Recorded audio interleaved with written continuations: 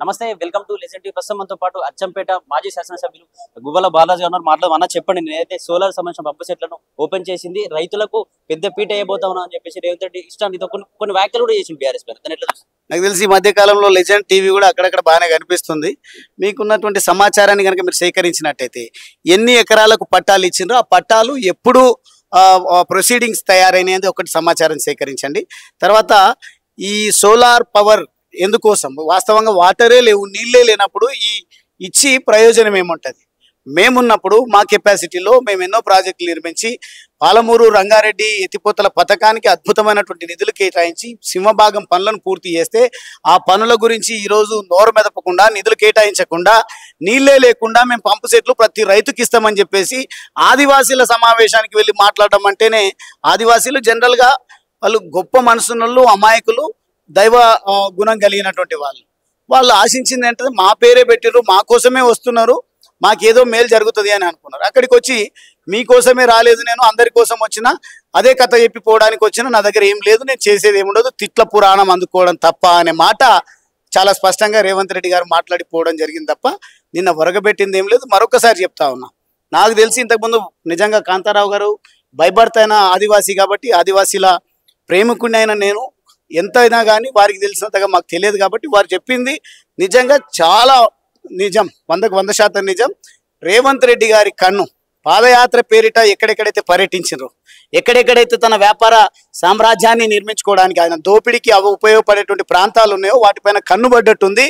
అక్కడ ఉన్నటువంటి ఖనిజ సంపద పైన కన్నుబడ్డటువంటి రేవంత్ రెడ్డి గారు అక్కడికి వచ్చి అక్కడ ఉన్నటువంటి పెట్టుబడిదారులను వాళ్ళ మాటలు విని అక్కడ ఉన్నటువంటి ఆదివాసీలను అవమానపరిచిండు, అక్కడ ప్రజల చేత ఎన్నికైనటువంటి శాసనసభ్యుడిని అవమానపరిచిండు. అక్కడ ఆదివాసీలను సాధారణంగా ఏ సమావేశమైనా మేము మా ప్రభుత్వంలో ఉన్నప్పుడు ఆహ్వానించడంతో పాటు మాట్లాడే అవకాశం కల్పించి వాళ్ళను ప్రత్యేకమైన దృష్టితో చూసినటువంటి పరిస్థితి. కాబట్టి ఆదివాసీ గూడాలకు ఎప్పుడు కూడా విద్యుత్ సౌకర్యం లేకున్నది, నీటి సౌకర్యం లేకున్నది, అక్కడ ఉన్నటువంటి యువతను గుర్తించినటువంటి పరిస్థితి లేకున్నది. కానీ మేము అధికారంలోకి వచ్చిన తర్వాత ట్రాన్స్పోర్టేషన్ విధానాన్ని మెరుగుపరచడం జరిగింది, నీటి వసతి కల్పించడం జరిగింది, విద్యా వ్యవస్థను పటిష్టపరచడం జరిగింది. వారి కోసం పనిచేస్తున్నటువంటి ఆర్డిటి సంస్థకు కావాల్సినటువంటి సహకారాన్ని పూర్తి స్థాయిలో మేము అందించడం జరిగింది. ఎందుకంటే ప్రభుత్వ కెపాసిటీలో ఎంత చేసినా తక్కువే, స్వచ్ఛంద సంస్థలు వచ్చి చేయడం వల్ల మేలైతుందని ఆర్డిటి సంస్థకు కూడా మేము సహకరించడం జరిగింది. అదే స్పీచ్ లో ఏం చెప్తానంటే, ఆదివాసీలు పొడు భూములు అడిగినందుకు వాళ్ళకి చాలా మంది సంఖ్యలు వేసింది కదా ప్రభుత్వం అని చెప్పేసి కూడా మాట్లాడు. దానికి సంబంధించి అందుకే అంటున్నా, వారి డిక్లరేషన్ ఒక పత్రం రిలీజ్ చేసింది. దాంట్లోనే మేము 6,69,000 ఎకరాలకు పట్టాలు, ROFR పట్టాలు ఇచ్చిండ్రు అని చెప్పారు. ఎవరు ఇచ్చిండ్రు? మేము ఇచ్చినాం. ఈ అధికారం వచ్చిన వీళ్ళ అధికారం వచ్చిన తర్వాత మొదటి సమావేశం కదా ఆదివాసీల కోసం పెట్టింది.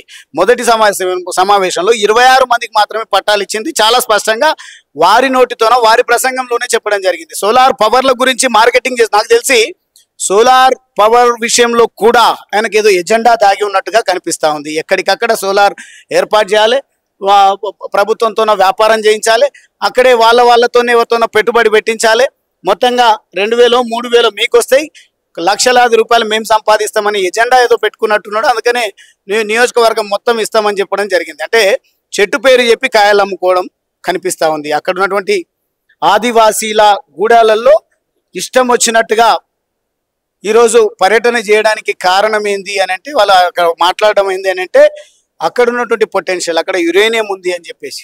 గతంలో యూపీఏ ప్రభుత్వం DBS అనే కంపెనీ, ప్రియాంక గాంధీ భర్త మొగుడు రాబర్ట్ వాద్రా ఎవరైతే ఉన్నారో ఆయనకు దారాదత్తం చేసే ప్రయత్నం చేస్తే ఉద్యమకారులుగా తెలంగాణ ఉద్యమాన్ని నడిపిస్తున్నటువంటి మేము ఆ ప్రజల మధ్యలో మమేకమై పోరాటం చేసి ఆ ప్రతిపాదన ఆపియడం జరిగింది.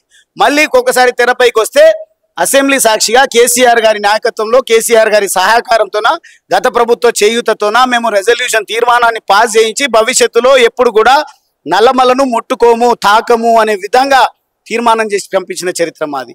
ఆ తీర్మానాలను కూడా సలహించి మళ్ళీ వ్యాపారం చేయాలనుకుంటే మాత్రం మరొక్కసారి హెచ్చరిక చేస్తా ఉన్న ఈ ప్రభుత్వానికి, మేము బ్రతికున్నన్ని రోజులు, ఆ రోజు నా నినాదం, నా ప్రజల నినాదం, గువ్వల బాలరాజ్ బ్రతుకున్నంత వరకు, గువ్వల బాలరాజ్ గుండెల్లో గుణపం దింపినా ఊరుస్తాడేమో కానీ నల్లమల గడ్డ పైన గుణపం దింపనివ్వడు, అక్కడ ఉన్నటువంటి యురేనియాన్ని తవ్వనివ్వడు, ప్రజల ఆరోగ్యాన్ని కాపాడుతాడని ప్రజల విశ్వాసంతో 2 సార్లు నన్ను గెలిపించిండ్రు.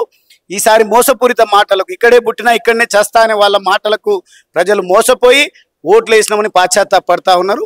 ఏదైనా ప్రకటిస్తాడేమని ప్రకటించింది అయితే ఏం లేదు, శూన్యం. మొత్తంగా అచ్చంపేట ప్రజల ఆశలపైన నీళ్లు జల్లి నిన్న సభ ద్వారా ముఖ్యమంత్రి గారు చేతులు దులుపుకున్నట్టుగా కనిపిస్తా ఉంది. ఏదైతే రేవంత్ రెడ్డి డబ్బు లేదు, అప్పు పుట్టట్లేదు, అసలు పెట్టుబడి రావట్లేదు, ఢిల్లీకి వెళ్తే దొంగలా చూస్తున్నారని చెప్పినాడు రేవంత్ రెడ్డి గారు. 2029 లోపు 1 కోటి మంది మహిళలను కోటీసులు చేస్తామని చెప్పేసి మీ అసెంబ్లీ గడ్డపైన చెప్పారు. దీన్ని ఎట్లా చూస్తారు? మీరు ఎట్లా చూస్తున్నారు, నేను అట్లే చూస్తున్నా, ప్రజలు కూడా అట్లే చూస్తున్నారు. ఎందుకంటే ఈయనతో ఒరిగేది ఏం లేదు. ఆయననే ప్రకటించుకున్నాడు తాను స్వతహాగా దొంగ, 50 లక్షల రూపాయలతో అడ్డంగా దొరికిపోయిన దొంగ, ఓటుకు నోటు కేసులు అడ్డంగా దొరికిన దొంగ ఈ రోజు మాకు డబ్బులు పుట్టడం లేదు, మమ్మల్ని దొంగల్లాగానే చూస్తున్నారు.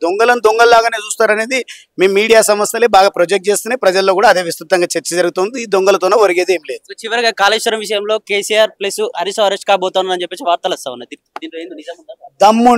దమ్ముంటే మీరు విచారణ చేపట్టండి, అరెస్టులు చేయండి. కానీ అనవసరమైనటువంటి ఇన్ఫ్లుయెన్స్ మాటల వల్ల కూడా కోర్టులు ఏ రకంగా మిమ్మల్ని చీత్కరించుకుంటున్నాయో, ఇష్యూ కోర్టు పరిధిలో ఉన్నప్పుడు, ఎంక్వైరీ స్టేజ్లో ఉన్నప్పుడు ఆ విషయాల పట్ల కూడా పలు సందర్భాల్లో ముఖ్యమంత్రి హోదాలో మాట్లాడి ఏ రకంగా కోర్టు ద్వారా చివాట్లు పడ్డాడో, మొట్టికాయలు వేసిందో కోర్టు మనందరికీ కూడా తెలుసు. అనవసరమైన విషయాలు మాట్లాడి అనవసరంగా పొలిటికల్ కెరియర్ను ఇప్పటికే నాశనమైంది, భవిష్యత్తులో ఇంకా అంధాకారం చేసుకోవద్దు అనేది మాత్రం రేవంత్ రెడ్డి గారికి తెలియజేస్తాం.